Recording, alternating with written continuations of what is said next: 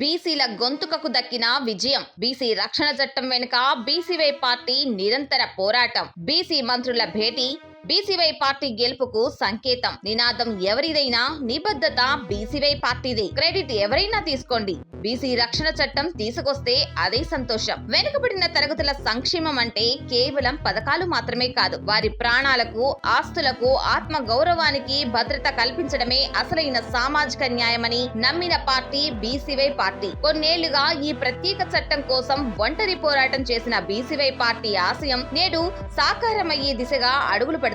బీసీల హక్కుల కోసం, వారి ఆత్మగౌరవం కోసం నిరంతరం పోరాడుతున్న బీసీవై పార్టీ అలుపెరగని పోరాటానికి దక్కిన చారిత్రాత్మక విజయం ఇది. బీసీ రక్షణ చట్టం తీసుకువస్తామంటూ ప్రభుత్వం అడుగులు వేయడం వెనుక ఉన్న అసలైన చదువుతకు శక్తి బీసీవై పార్టీ అన్నది అక్షర సత్యం. రాజకీయాల్లో క్రెడిట్ గేమ్స్ సహజం. బీసీ రక్షణ చట్టం తమదేనని అధికార పక్షం చెప్పుకోవచ్చు, కానీ ఈ డిమాండ్ ను జనంలోకి తీసుకెళ్లి పాలకుల మెడలు వంచి చర్చకు వచ్చేలా చేసింది మాత్రం బీసీవై పార్టీయే. మొన్న ఫిబ్రవరి 22న నిర్వహించిన బీసీ సింహ గర్జనలో వినిపించిన 5 ప్రధాన డిమాండ్లలో బీసీ రక్షణ చట్టం అత్యంత కీలకమైనది. అసలు పార్టీ పెట్టినప్పటి నుంచి ఈ బీసీ రక్షణ చట్టం కావాల్సిందే అనే ఉద్యమాన్ని ఒక అగ్నిశిఖలా రగిలిస్తూనే ఉంది బీసీవై పార్టీ. రాష్ట్రంలోని 138 వెనుకబడిన కులాల రక్షణ కోసం బీసీవై పార్టీ నిరంతరం పోరాడుతుంది. ఇన్నాళ్లకు మంత్రులంతా ఒక చోట చేరి సమావేశం అవడం